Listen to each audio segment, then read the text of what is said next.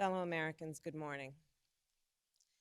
Certain dates echo throughout history, including dates that instantly remind all who have lived through them where they were and what they were doing when our democracy came under assault.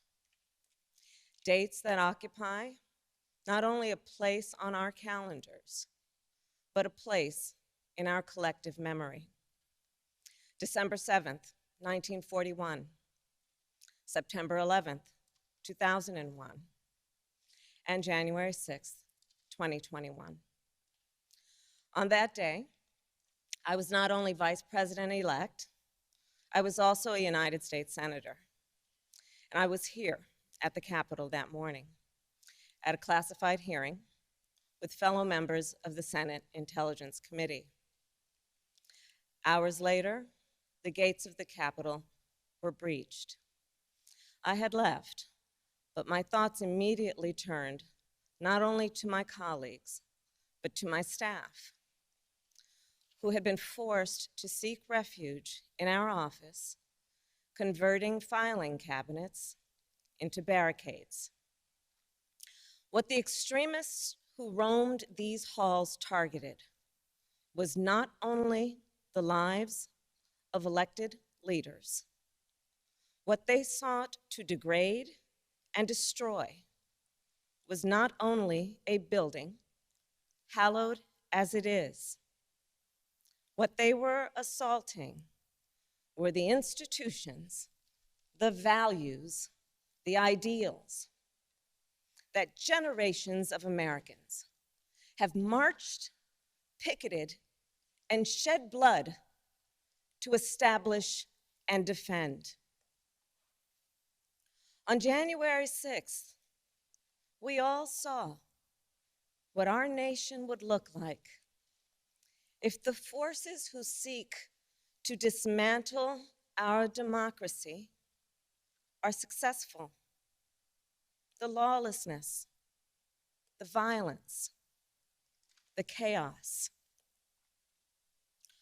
What was at stake then and now is the right to have our future decided the way the Constitution prescribes it, by we, the people, all the people. We cannot let our future be decided by those bent on silencing our voices, overturning our votes, and peddling lies and misinformation by some radical faction that may be newly resurgent, but whose roots run old and deep. When I meet with young people, they often ask about the state of our democracy, about January 6th.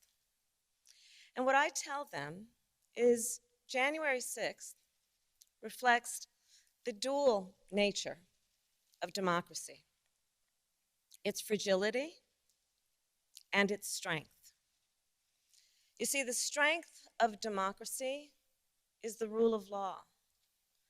The strength of democracy is the principle that everyone should be treated equally, that elections should be free and fair, that corruption should be given no quarter. The strength of democracy is that it empowers the people. And the fragility of democracy is this, that if we are not vigilant, if we do not defend it, democracy simply will not stand. It will falter and fail. The violent assault that took place here, the very fact of how close we came to an election overturned, that reflects the fragility of democracy. Yet, the resolve I saw in our elected leaders when I returned to the Senate chamber that night, their resolve not to yield, but to certify the election, their loyalty, not to party or person, but to the Constitution of the United States. That reflects its strength. And so, of course, does the heroism of the Capitol Police, the DC Metropolitan Police Department, the National Guard, and other law enforcement officers who answered the call that day, including those who later succumbed to wounds, both visible and invisible. Our thoughts are with all of the families who have lost a loved one. You know, I wonder, how will January 6th come to be remembered in the years ahead? Will it be remembered as a moment that accelerated the unraveling of the oldest, greatest democracy in the world? Or a moment when we decided to secure and strengthen our democracy for generations to come? The American spirit is being tested. The answer to whether we will meet that test resides where it always has resided in our country, with you, the people. And the work ahead will not be easy. Here in this very building, a decision will be made about whether we uphold the right to vote and ensure free and fair elections. Let's be clear, we must pass the voting rights bills that are now before the Senate. And the American people must also do something more. We cannot sit on the sidelines. We must unite in defense of our democracy in order to form a more perfect union, establish justice, ensure domestic tranquility, provide for the common defense, promote the general welfare, and secure the blessings of liberty to ourselves and to our prosperity and posterity. That is the preamble of the Constitution that President Biden and I swore an oath to uphold and defend. And that is the enduring promise of the United States of America. My fellow Americans, it is my honor to introduce a public servant with the character and fortitude to meet this moment, a leader whose life's work has been moving our nation toward that more perfect union, President Joe Biden.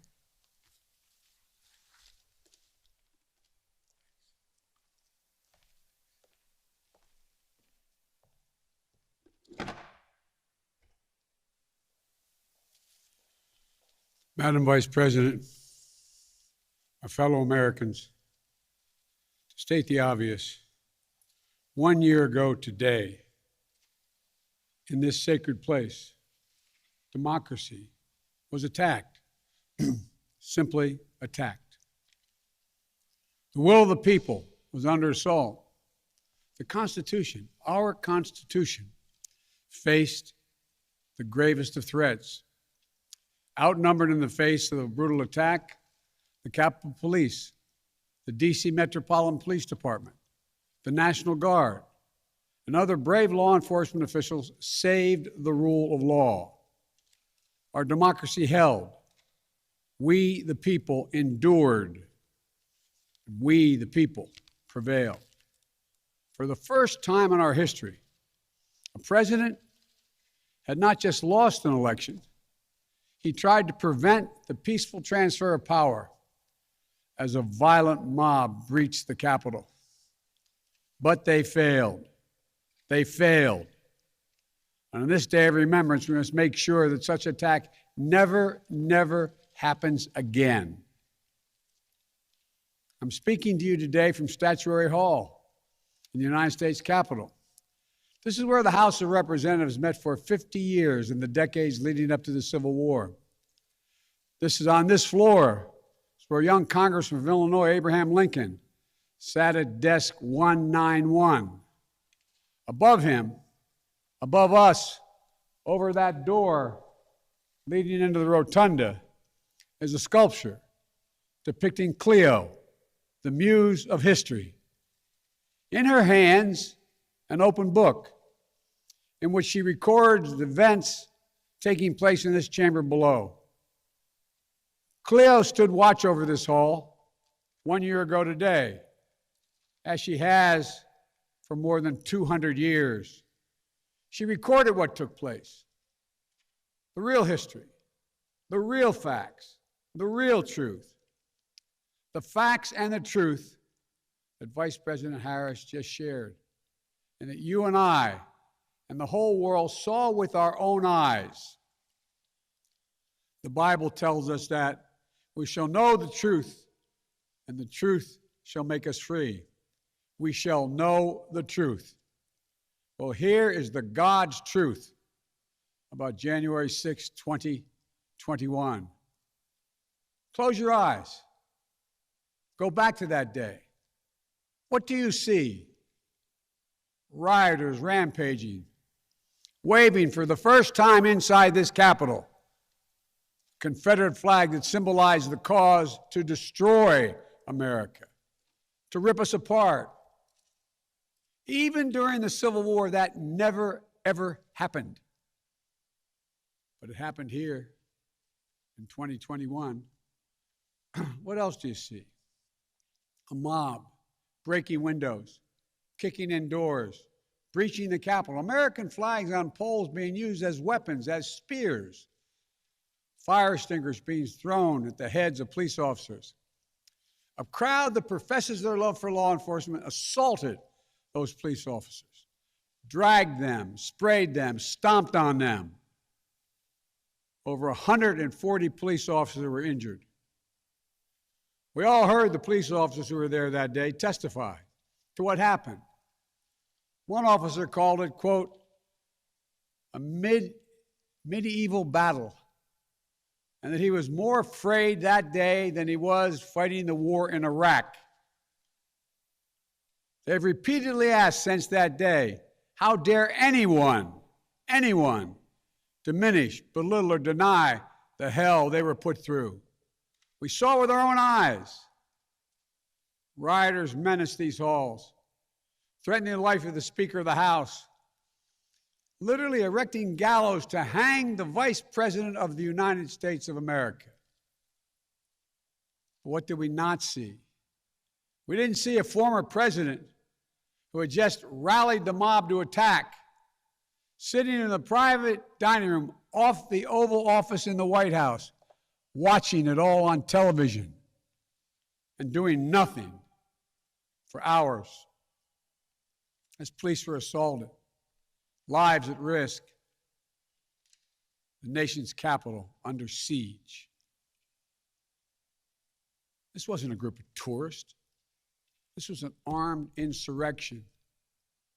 They weren't looking to uphold the will of the people. They were looking to deny the will of the people. They weren't looking to uphold a free and fair election. They were looking to overturn one. They weren't looking to save the cause of America. They were looking to subvert the Constitution. This isn't about being bogged down in the past. This is about making sure the past isn't buried. That's the only way forward. That's what great nations do. They don't bury the truth. They face up to it. Sounds like hyperbole, but that's the truth. They face up to it. We are a great nation. My fellow Americans, in life there's truth, and tragically there are lies. Lies conceived and spread for profit and power. We must be absolutely clear about what is true and what is a lie. And here's the truth. The former President of the United States of America has created and spread a web of lies about the 2020 election. He's done so because he values power over principle, because he sees his own interest is more important than his country's interest, than America's interest. And because his bruised ego matters more to him than our democracy or our Constitution, he can't accept he lost, even though that's what 93 United States senators, his own attorney general, his own vice president, governors and state officials in every battleground state have all said he lost. That's what 81 million of you did as you voted for a new way forward.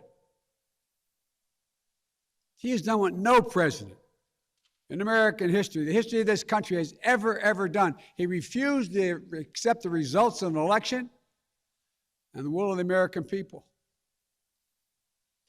While some courageous men and women in the Republican Party are standing against it, trying to uphold the principle of that party, too many others are transforming that party into something else. They seem no longer to want to be the party of Lincoln, Eisenhower, Reagan, the Bushes. But whatever my other disagreements are with Republicans who support the rule of law and not the rule of a single man, I will always seek to work together with them to find shared solutions where possible. Because if we have a shared belief in democracy, then anything is possible. Anything. And so at this moment, we must decide, what kind of nation are we going to be? Are we going to be a nation that accepts political violence as a norm? Are we going to be a nation where we allow partisan election officials to overturn the legally expressed will of the people? Are we going to be a nation that lives not by the light of the truth, but in the shadow of lies? We cannot allow ourselves to be that kind of nation. The way forward is to recognize the truth and to live by it. The big lie being told by the former president and many Republicans who fear his wrath is that the insurrection in this country actually took place on Election Day, November 3rd, 2020. Think about that. Is that what you thought? Is that what you thought when you voted that day? Taking part in an insurrection? Is that what you thought you were doing? Or did you think you were carrying out your highest duty as a citizen and voting? The former president's supporters are trying to rewrite history. They want you to see Election Day as the day of insurrection. And the riot that took place here on January 6th as a true expression of the will of the people. Can you think of a more twisted way to look at this country, to look at America? I cannot. Here's the truth. The election of 2020 was the greatest demonstration of democracy in the history of this country. More of you voted in that election than have ever voted in all of American history. Over 150 million Americans went to the polls and voted that day. In a pandemic, some at great risk to their lives. They should be applauded, not attacked. Right now, in state after state, new laws are being written, not to protect the vote, but to deny it. Not only to suppress the vote, but to subvert it. Not to strengthen and protect our democracy, but because the former president lost, instead of looking at the election results from 2020 and saying they need new ideas or better ideas to win more votes, the former president and his supporters have decided the only way for them to win is to suppress your vote and subvert our elections. It's wrong. It's undemocratic. And frankly, it's un-American. The second big lie being told by the former president and his supporters is that the results of the election of 2020 can't be trusted. The truth is that no election in American history has been more closely scrutinized or more carefully counted. Every legal challenge questioning the results in every court in this country that could have been made was made and was rejected, often rejected by Republican-appointed judges, including judges appointed by the former president himself, from state courts to the United States Supreme Court. Recounts were undertaken in state after state. Georgia counted its results 3 times, with 1 recount by hand. Phony partisan audits were undertaken long after the election in several states. None changed the results. And in some of them, the irony is the margin of victory actually grew slightly. So let's speak plainly about what happened in 2020. Even before the first ballot was cast, the former president was preemptively sowing doubt about the election results. He built his lie over months. It wasn't based on any facts. He was just looking for an excuse, a pretext, to cover for the truth. He's not just a former president. He's a defeated former president.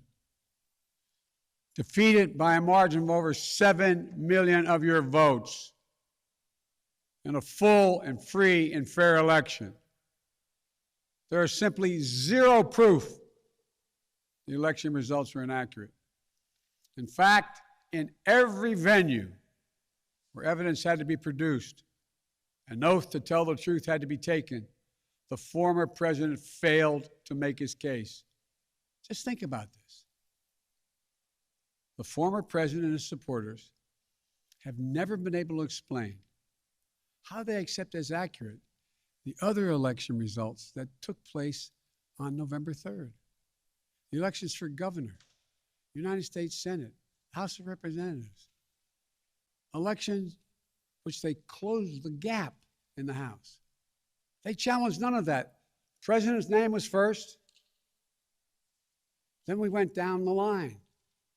Governors, senators, House of Representatives. Somehow those results are accurate on the same ballot. But the presidential race was flawed.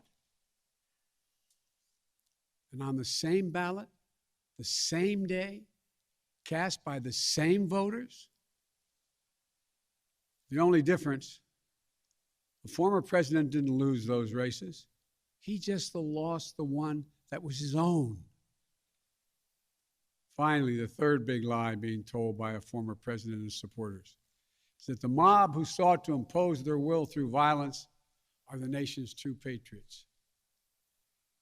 Is that what you thought when you looked at the mob ransacking the Capitol, destroying property, literally defecating in the hallways, rifling through the desks of senators and representatives, hunting down members of Congress? Patriots? Not in my view.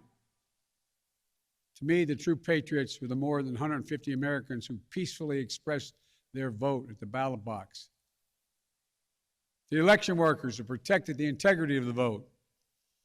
And the heroes who defended this Capitol. You can't love your country only when you win. You can't obey the law only when it's convenient. You can't be patriotic when you embrace and enable lies. Those who stormed this Capitol, and those who instigated and incited, and those who called on them to do so, held a dagger at the throat of America, at American democracy. They didn't come here out of patriotism or principle. They came here in rage, not in service of America, but rather in service of one man. Those who incited the mob, the real plotters who were desperate to deny the certification of this election and defy the will of the voters. But their plot was foiled. Congressmen, Democrats, and Republicans stayed. Senators, representatives, staff, they finished their work the Constitution demanded. They honored their oath to defend the Constitution against all enemies, foreign and domestic. Look, folks, now it's up to all of us, to we the people, to stand for the rule of law, preserve the flame of democracy, to keep the promise of America alive. That promise is at risk, targeted by the forces that value brute strength over the sanctity of democracy, fear over hope, personal gain over public good. Make no mistake about it, we're living at an inflection point in history, both at home and abroad. We're engaged anew in a struggle between democracy and autocracy, between the aspirations of the many and the greed of the few,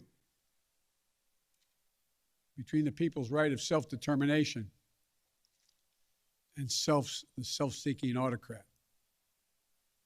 From China to Russia and beyond, they're betting that democracy's days are numbered. They've actually told me democracy is too slow, too bogged down by division to succeed in today's rapidly changing, complicated world. And they're betting. They're betting America will become more like them and less like us. They're betting that America is a place for the autocrat, the dictator, the strongman. I do not believe that. That is not who we are. That is not who we have ever been. And that is not who we should ever be. Our founding fathers, as imperfect as they were, set in motion an experiment that changed the world, literally changed the world. Here in America, the people would rule. Power would be transferred peacefully, never at the tip of a spear or the barrel of a gun. They committed to paper an idea that they couldn't live up to, but an idea that couldn't be constrained. Yes, in America, all people are created equal. We reject the view that if you succeed, I fail. If you get ahead, I fall behind. If I hold you down, I somehow lift myself up. The former president who lies about this election and the mob that attacked this Capitol could not be further away from the core American values. They want to rule, or they will ruin. Ruin what our country fought for at Lexington and Concord, at Gettysburg and Omaha Beach, Seneca Falls, Selma, Alabama. What we were fighting for? The right to vote, the right to govern ourselves, the right to determine our own destiny. With rights come responsibilities. The responsibility to see each other as neighbors. Maybe we disagree with that neighbor, but they're not an adversary. Responsibility to accept defeat. Then get back in the arena and try again the next time to make your case. Responsibility to see that America is an idea. An idea requires vigilant stewardship. As we stand here today, 1 year since January 6, 2021, the lies that drove the anger and madness we saw in this place, they have not abated. So we have to be firm, resolute, and unyielding in our defense of the right to vote and to have that vote counted. Some have already made the ultimate sacrifice in this sacred effort. Jill and I have mourned police officers in this Capitol Rotunda not once but twice in the wake of January 6th. Once to honor Officer Brian Sicknick, who lost his life the day after the attack, and a second time to honor Officer Billy Evans, who lost his life defending this Capitol as well. We think about the others who lost their lives and were injured, and everyone living with the trauma of that day, from those defending this Capitol, to members of Congress in both parties and their staffs, to reporters, cafeteria workers, custodial workers, and their families. Don't kid yourself. The pain and scars from that day run deep. I've said it many times, and it's no more true or real than we think about the events of January 6th. We are in a battle for the soul of America. A battle that by the grace of God and the goodness and gracious and greatness of this nation, we will win. Believe me, I know how difficult democracy is, and I'm crystal clear about the threats America faces. But I also know that our darkest days can lead to light and hope. From the death and destruction, as the Vice President referenced in Pearl Harbor, came the triumph over the forces of fascism. From the brutality of Bloody Sunday on the Edmund Pettus Bridge came historic voting rights legislation. So now let's step up, write the next chapter in American history, where January 6th marks not the end of democracy, but the beginning of a renaissance of liberty and fair play. I did not seek this fight brought to this Capitol 1 year ago today, but I will not shrink from it either. I will stand in this breach. I will defend this nation, and I will allow no one to place a dagger at the throat of democracy. We will make sure the will of the people is heard, that the ballot prevails, not violence, that authority in this nation will always be peacefully transferred. I believe the power of the presidency and the purpose is to unite this nation, not divide it, to lift us up, not tear us apart, to be about us, not about me. Deep in the heart of America burns a flame, lit almost 250 years ago, of liberty, freedom, and equality. This is not a land of kings or dictators or autocrats. We're a nation of laws, of order, not chaos, of peace, not violence. Here in America, the people rule through the ballot, and their will prevails. So let us remember, together, we're one nation, under God, indivisible. That today, tomorrow, and forever at our best, we are the United States of America. God bless you all. May God protect our troops. And may God bless those who stand watch over our democracy.